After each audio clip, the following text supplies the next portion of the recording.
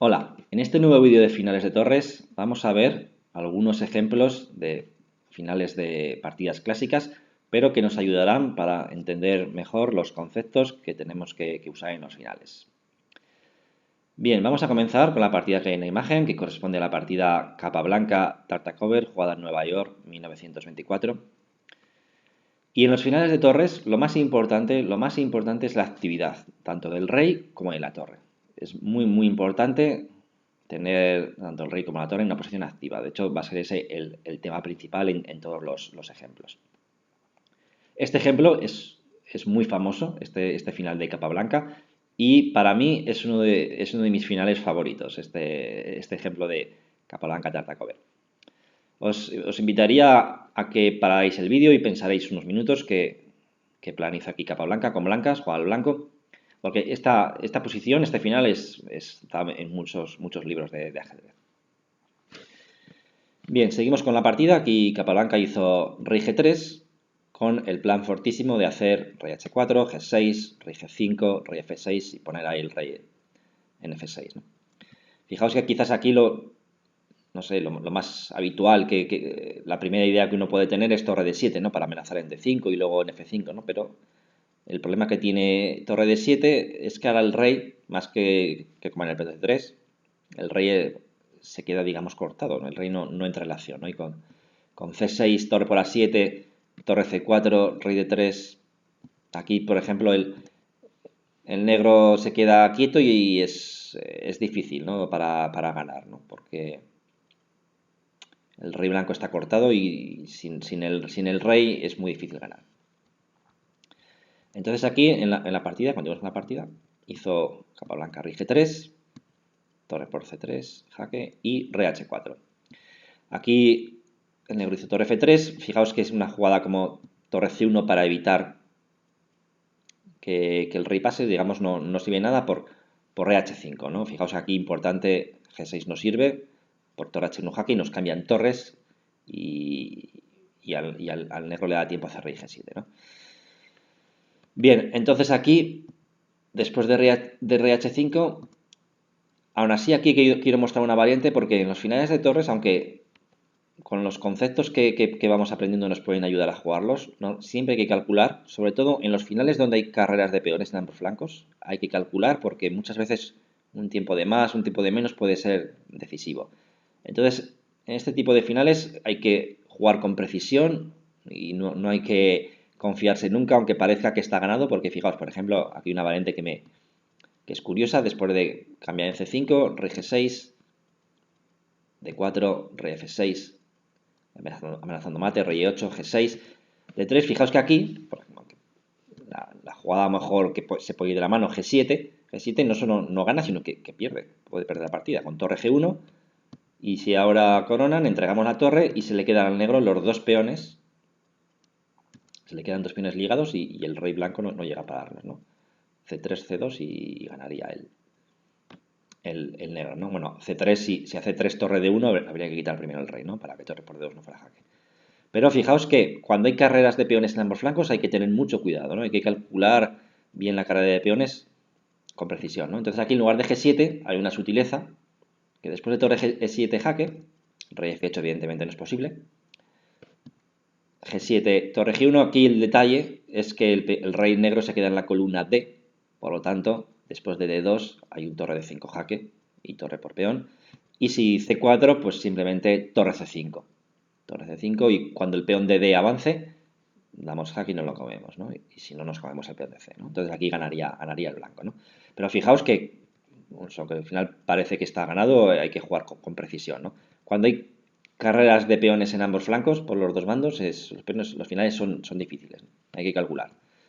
Entonces, bueno, pero aquí el negro hizo torre F3, para comer ahí, G6, torre por F4 jaque, rey G5, hizo torre E4, evidentemente torre por D4 pierde ya, ¿no? Rey F6 y luego el peón de G va a coronar, ¿no? Torre E4, rey F6, rey G8, da jaque, come amenazando mate y ahora, bueno, y ahora ya digamos el rey blanco ha cumplido su función y fijaos que ahora tanto el rey como la torre se quedan en octava, muy pasivos.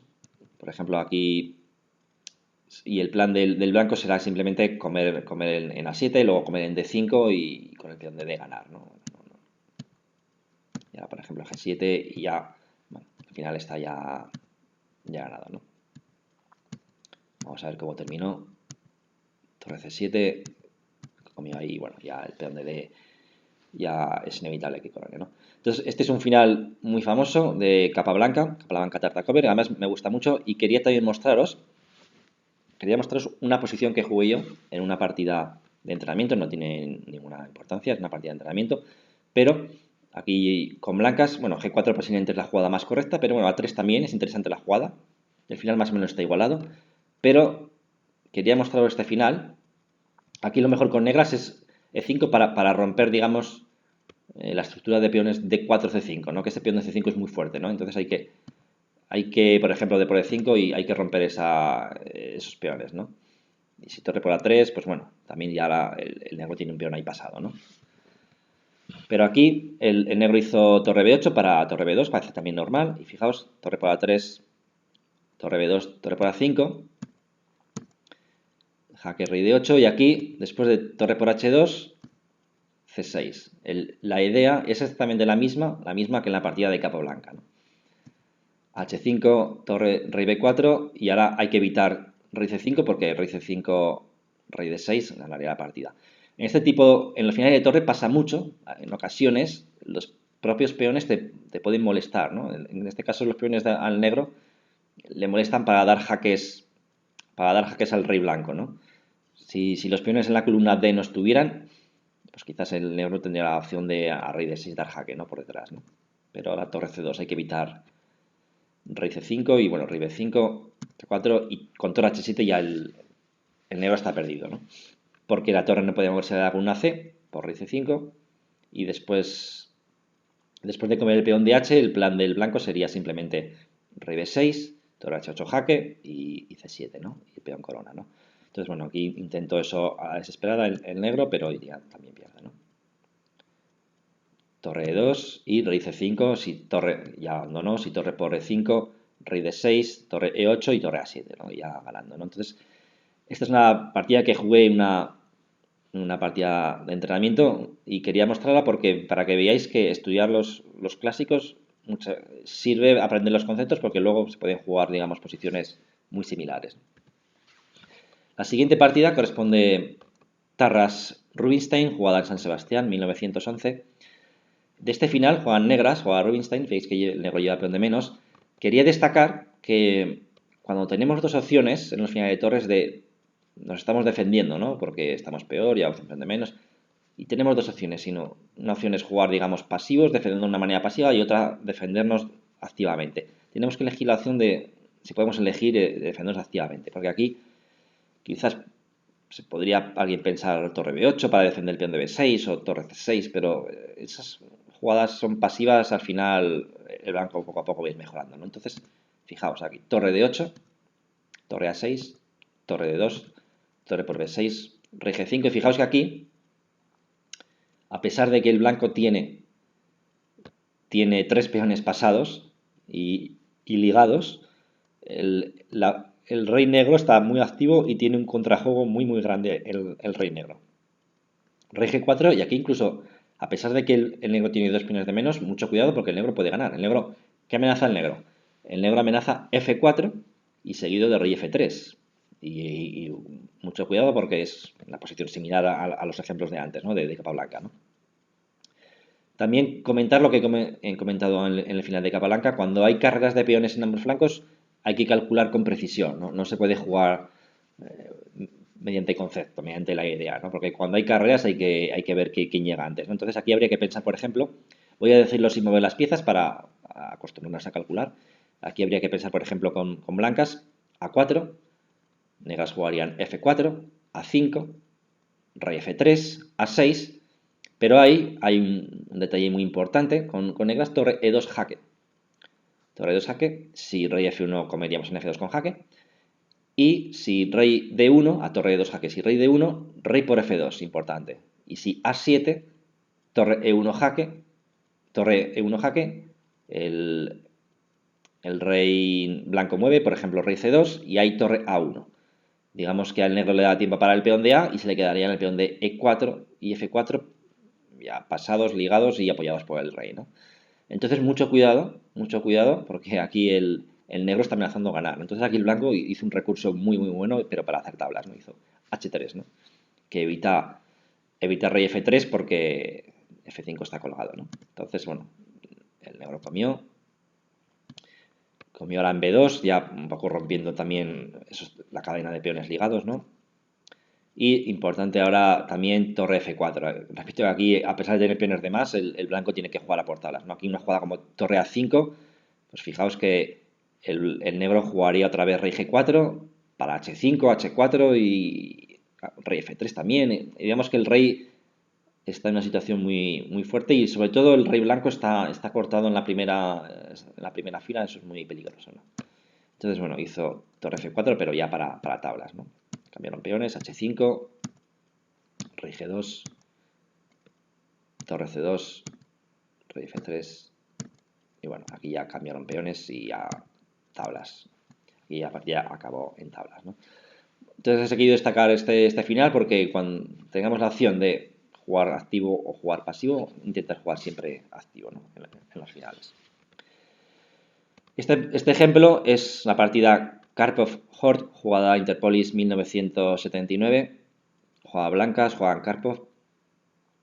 Y aquí me gusta este ejemplo porque Karpov tiene, digamos, sobre todo la torre de Karpov más activa y la puso en la mejor castilla, ¿no? que tiene para la torre. También importante este final, hay que fijarse de una cosa, hay que fijarse en los finales los peones débiles, ¿no? del rival, ¿no? Y también de los nuestros, ¿no?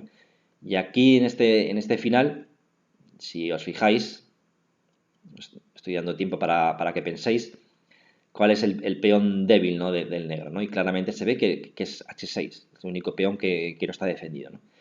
En los finales de torre, en general, la estructura ideal para colocar los peones, la estructura ideal es F7, G6, H5.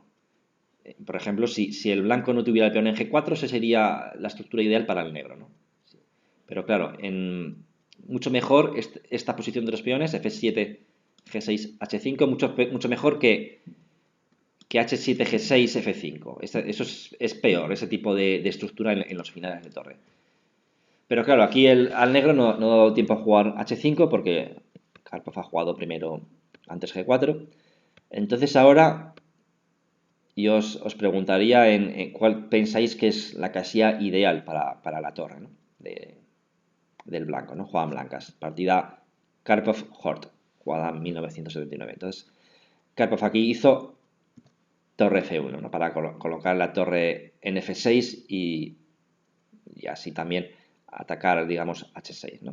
La partida siguió con rey B8. Torre F6, rey A7 y aquí una jugada fortísima H5 para atacar el peón de H6, ¿no? Vamos a ver un punto atrás porque aquí quizás después de torre F1, que el plan de torre F6 es muy fuerte, quizás aquí habría sido mejor defender un poco ahí de una forma más pasiva. Aquí el negro, aquí Hort, trató de comer el peón de A5 pero digamos que son muchos tiempos y el rey se le queda alejado del centro del tablero, de donde está la acción, digamos, quizás rey de 8, ¿no? Habría sido mejor, ¿no? Y ahora, después de H5, bueno, rey E7 para evitar torre F6. Si aquí torre F6, nuevamente rey E7. Veis que si, por ejemplo, aquí el blanco juega torre F6, rey E7 y el blanco juega G5 para defender la torre, entonces ahí al negro el peón de H6 ya no sería una debilidad, ¿no? Podría jugar H5, ¿no? Y ya estaría todos los peones defendidos, ¿no? Ya sería un error, ¿no? Entonces H5, rey E7 y bueno, a torre B1 para torre B6 y jugar A6 y también, pues bueno, presionar luego en C6, pero quizás, bueno, con rey D8 para torre B6, rey C7 podría ser bueno, ventajoso, ¿no? Ventajoso, podía aguantar la posición, ¿no? Y bueno, después de torre H1 la posición es es ventaja blanca, pero bueno, quizás el negro puede aguantar más, ¿no? Quizás, bueno, todavía no es fácil de ganar, ¿no? Con blancas, ¿no? Pero muestro esta variante porque hay veces sí, antes he dicho que lo ideal es defenderse de una manera activa, pero hay veces que no es posible, ¿no? Entonces, en los casos si vemos que jugando activo vamos a perder, pues hay que intentar la defensa pasiva y ya está, ¿no? Entonces, bueno, aquí en la partida el negro jugó rey b8, torre f6, rey a7 y jugada durísima, ¿no? h5, ¿no? Para ir a por el peón de h6, ¿no? Y aquí, bueno, hizo rey a6, no cambia mucho si g por h5, g por h5, ahora el peón de H es muy peligroso, ¿no? Y aquí, fijaos, torre F6, fijaos mejor que torre H8, porque después de torre H8 la torre podría quedarse, digamos, pasiva, ¿no? Mejor ahí en F6 y ahora el blanco amenaza H6, H7 y después de torre de 8, torre por H7, por F7, ¿no? Ganando, ¿no? Bueno, es similar a la partida, tampoco cambia mucho, ¿no? Entonces a H5 el negro jugó rey A6 y aquí hay una jugada muy fuerte, ¿no? Fijaos, que parece que comer el peón podría ser lo habitual, pero fijaos, G5, ¿no? Jugada durísima para dejar el DH pasado, ¿no? El DH pasado. Come y H6. Rey para 5 y H7.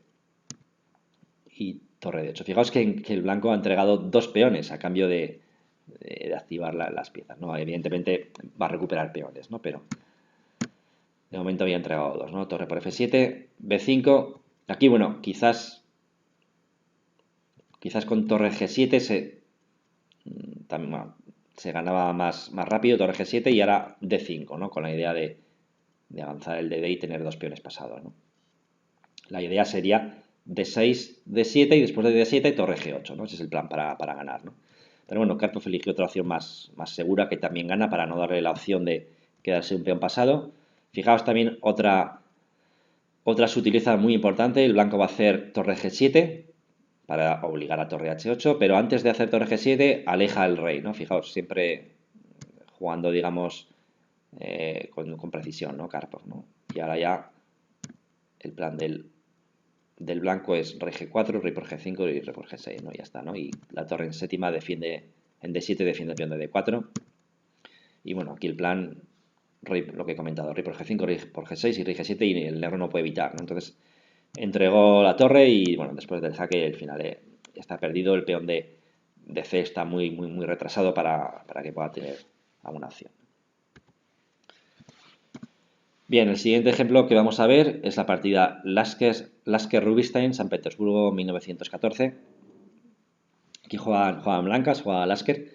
En este final quiero destacar lo que hemos comentado también en los primeros vídeos sobre las torres, sobre cuando una torre está pasiva, cuando una torre está activa, dónde hay que colocar las torres. Cuando hay un peón pasado, las torres están siempre mejor detrás del peón pasado, nunca adelante. Tanto la torre que lleva el peón pasado como la que no lo tiene. Entonces aquí la torre, fijaos, la torre en F1 está apoyando el peón pasado, F5. Y cuanto más avance este peón, en principio, cuanto más avance, mejor, ¿no? Más le va a limitar el juego de la torre, ¿no? Entonces bloquea ya en sexta, torre F4, para evitar que el rey se active, para evitar rey B4, rey B3, ¿no? Y que nos toquen el peón de B2 y B3, ¿no? Y aquí el problema de este final, de F6, el problema de este final es que el final de reyes se pierde, ¿no? Si el negro hace torre por F6, se cambian torres y después de rey por D5, rey C5 y come el peón de B4, el blanco tiene el final ganado, ¿no? Tiene el rey por delante del peón y está ganado, ¿no? Entonces no puede jugar el final de reyes. Y aquí otra jugada importante, ¿no? No se puede comer el peón.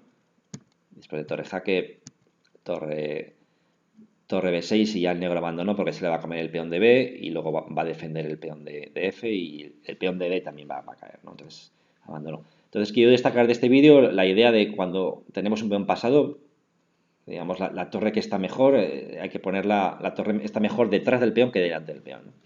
Como ya explicamos en los primeros vídeos. Y el siguiente ejemplo es de Tal Spassky, jugada en el Match de Candidatos 1965. Juegan negras, juega Spassky, y hizo el mismo plan, la misma idea que la partida de antes de Lasker-Rubinstein.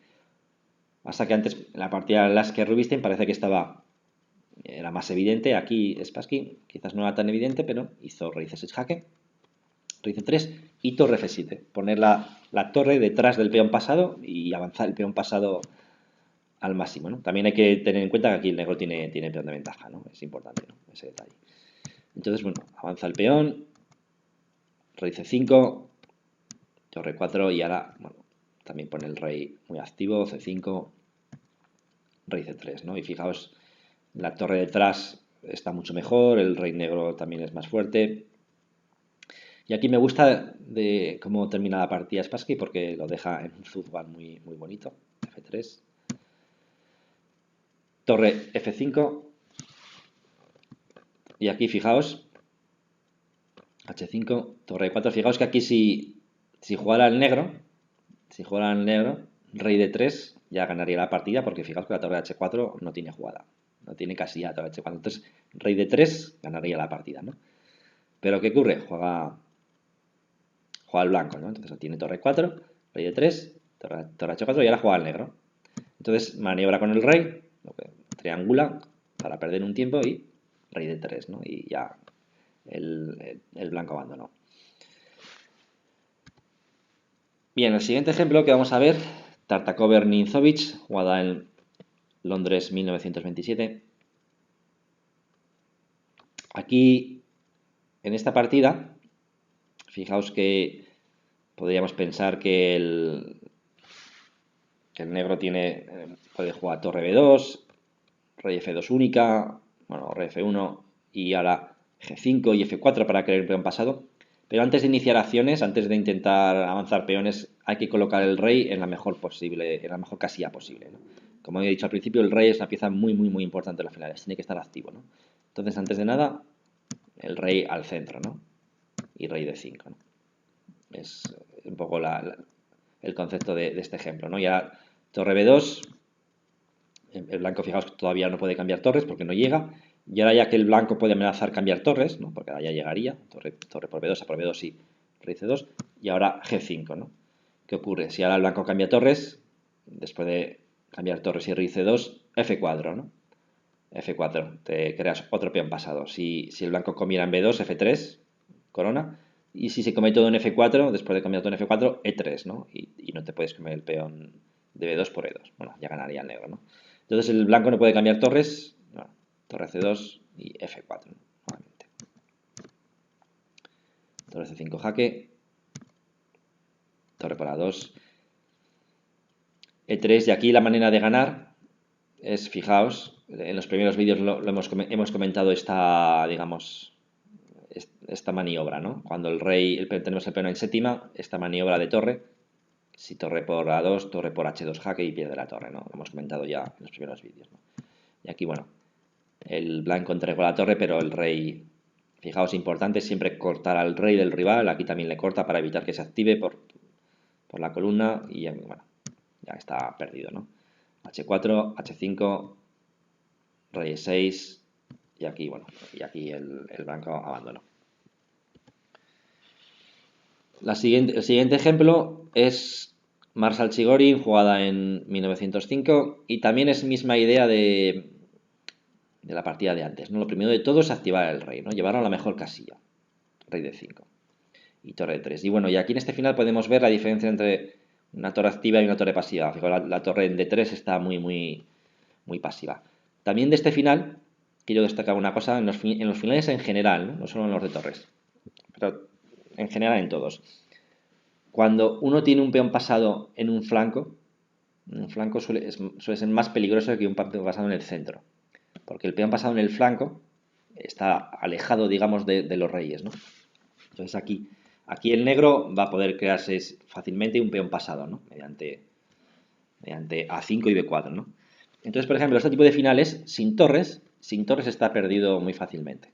Muy fácilmente. Porque el plan vamos a suponer que no hubiera torres y el rey blanco estuviera en D3, da igual. El plan del negro es hacer A5, luego B4, se cambian peones y en un momento dado se van a cambiar el peón de B por el peón de D, pero claro, cuando el negro coma el peón en D4, el blanco tendrá el peón el rey en B4 y el rey negro está más cerca del otro flanco. Esa es la clave en los finales, cuando el peón pasado está alejado. Esa es la clave, ¿no? Entonces, normalmente en casi todos los finales, no solo en los de torres, también en los de pieza, en el alfil, caballo, cuando hay un peón pasado alejado es muy importante, ¿no? Entonces, bueno, que hace F5 y H3, H5, también evitando pues, contrajuego y que se cambien peones. Y aquí, bueno, el blanco está perdido este final, ¿no? Porque el plan, si se queda quieto, por ejemplo, si aguanta, bueno, iba a decir torre de 2, pero torre de 2 simplemente torre de 3 jaque y no puedes cambiar torres, ¿no? Pero no puede defender ya a los peones. Pero si no, por ejemplo, el plan del negro sería, podría hacer A5, luego podría hacer A4 y después de A4 podría hacer B4 y después de cambiar en B4 pues el negro tendría la casilla B3, ¿no? Para dar jaque o para cambiar torres, ¿no?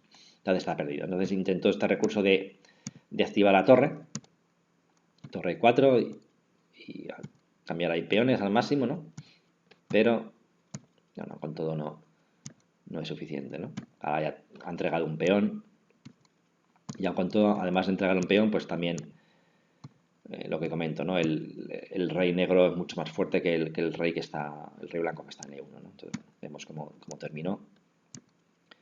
F3, rey F4, H5, da el jaque y rey G3. En este tipo de finales, H6, jaque, rey D1, A4. Estaba diciendo que en este tipo de finales, para que el blanco tenga algún chance de sobrevivir, la torre tendría que estar dando jaques a la espalda del rey, ¿no? Ya lo hablamos en los primeros vídeos.